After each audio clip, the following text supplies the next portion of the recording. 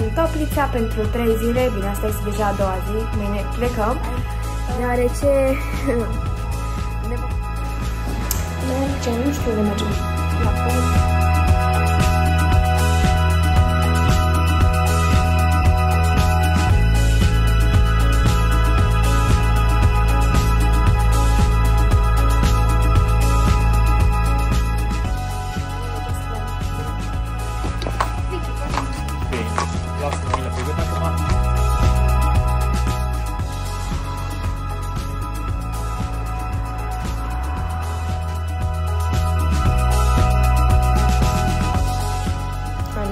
La terasă. Am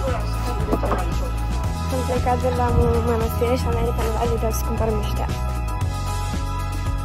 Aici stau. Deci ca să vă arăt, haideți să vă arăt.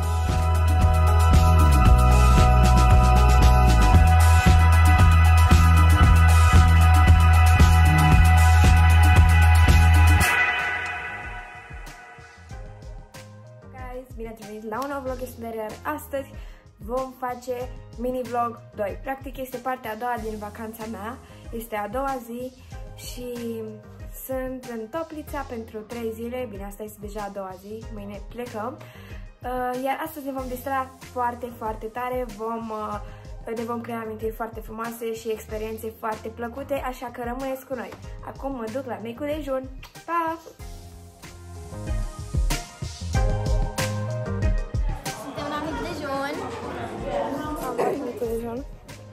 Familia mea încă este la masă și am venit să mă dau un leagăne. Mă dau un top. Aici sunt eu și acolo este restaurantul. Acolo este terenul unde am jucat în vlogul trecut fotbal. Dacă nu l-ați văzut, intrați să-l vedeți neapărat. A fost unul dintre cele mai tare vloguri, dar și ăsta va fi și mai fain, deoarece ne vom da pe bob astăzi. Vom merge și la echitație. Și va fi mult mai interesant. Vă voi lăsa o grămadă de filmulețe cu noi astăzi, să vedeți și noi și voi ce experiență frumoasă avem noi aici în Toplița. Cum vă ziceam, astăzi vom merge și la bob. Ne vom da toți, sper, pe cea mai lungă pistă de bob din România. Pe holul nostru de aici se vede acest minunat, cum se numește asta? Teren de fotbal. Și vin să mă duc în cameră ca să-mi iau hrana cu eu. Și am făcut codițele aici, o sărit un pic de păr, dar e normal. Și am venit până să iau ceva și apoi plecăm. Mergem, nu știu unde mergem. La bob sau la echitație. Vedem. Plecăm.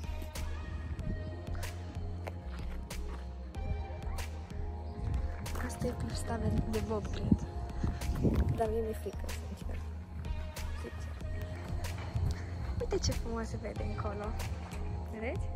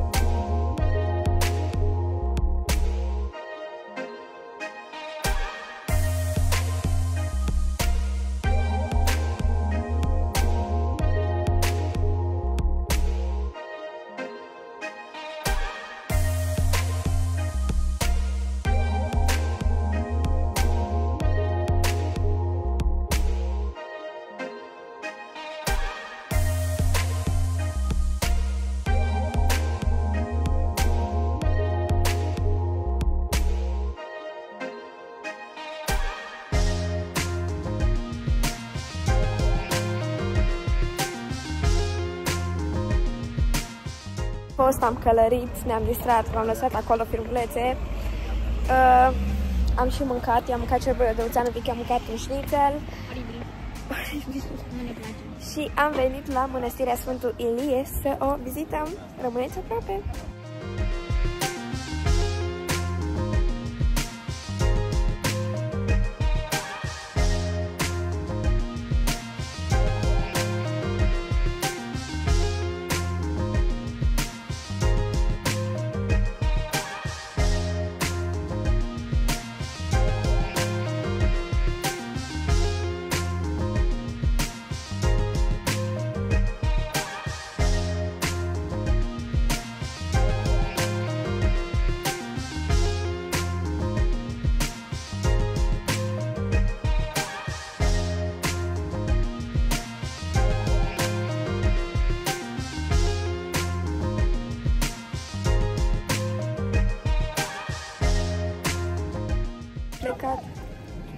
Am plecat de la mănăstire și am venit până la Lidl să cumpărăm niște apă.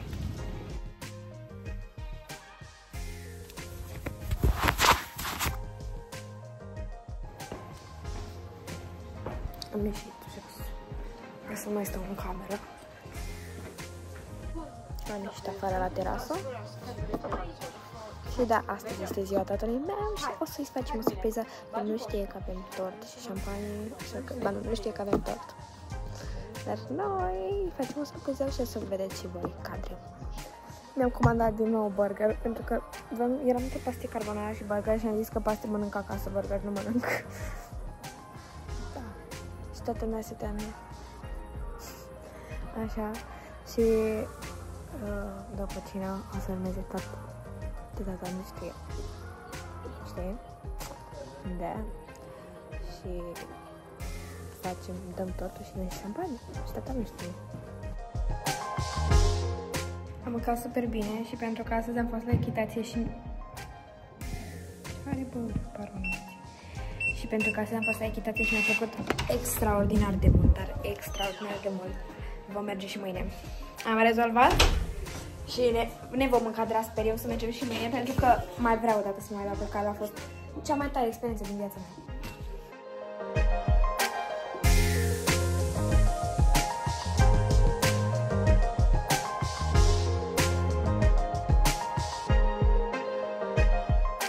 Am dat și tortul și a fost super fain. Vă las și vă o mică secvență, adică v-am lăsat. Și acum ne pregătim să mergem la ciubăr. Mergem la ciubăr. Doamne, să nu mă împiedic, Doamne. Și a început să și plouă, dar e ok. Eu nu vreau să fac baie, dar o să stau așa pe acolo, să mă relaxez. Da.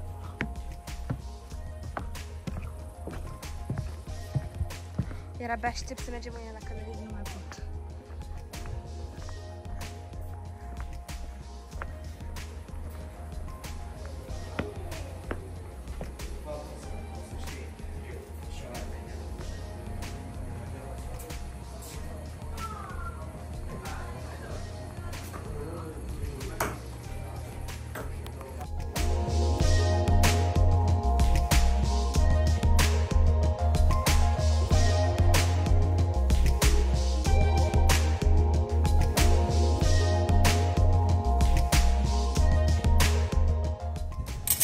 Deci o să rămân aici ca să pot să vorbesc, pentru că stau de muzică acolo și mi-au clickbait. Părinții mei s-a băgat în ciubăr, eu nu vreau, mie îmi place să stau pe lângă, pentru că dacă eu mă bag în ciubăr, simt că mă sufoc pur și simplu. Am luat o lingură să duc acolo la sticla de vin și ne auzim. Pa! Aici este o sală pentru relaxare. Și stai aici și nu auzi figurile la nimeni, nu auzi muzică, efectiv. Nu se aude muzica dacă închid ușa. Haideți să vă fac un room tour aici. Deci, aici e încuiat. Aici dacă deschizi, intri în sala unde eram eu. Și mi-a căzut și guma de buzunar, dar o să o iau. Aici dacă deschizi și aprinzi și becul, se deschide singur. Este o toaletă.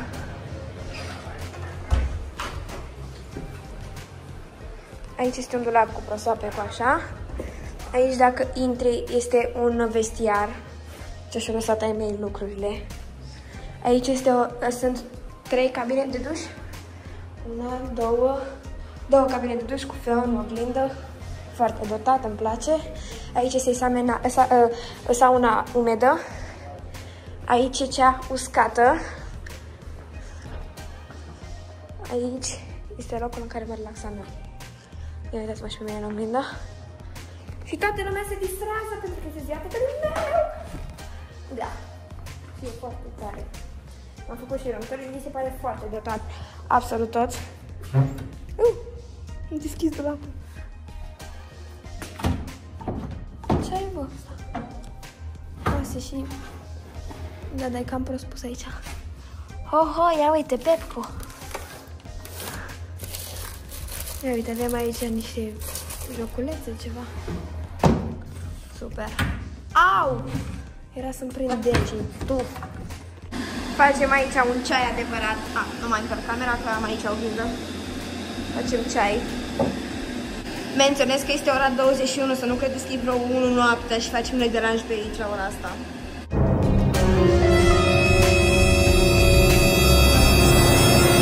Doamne ferește, ce plouă afară! Știu că mă vedeți foarte fain. Doamne, dacă mă împiedic să-mi spar capul acum. Da! Să iau încărcătorul! Așa, am dus să iau încărcătorul lui tata, după cum i-am zis și lui Vicky. Uleu! Bun. Am venit să iau încărcătorul lui tata, că i s-a terminat bateria, are 10%. Am venit și eu până la baie ca să pot să filmez, fraților. Stă-și telefonul străm. Nu! Da, încă suntem la cibări, e vreo ora 23 și 30, cam așa, și da, încă ne distrăm. By the way, acum am uitat la ceas și e fix ora 23:30, eu nu mă uitasem înainte la ceas.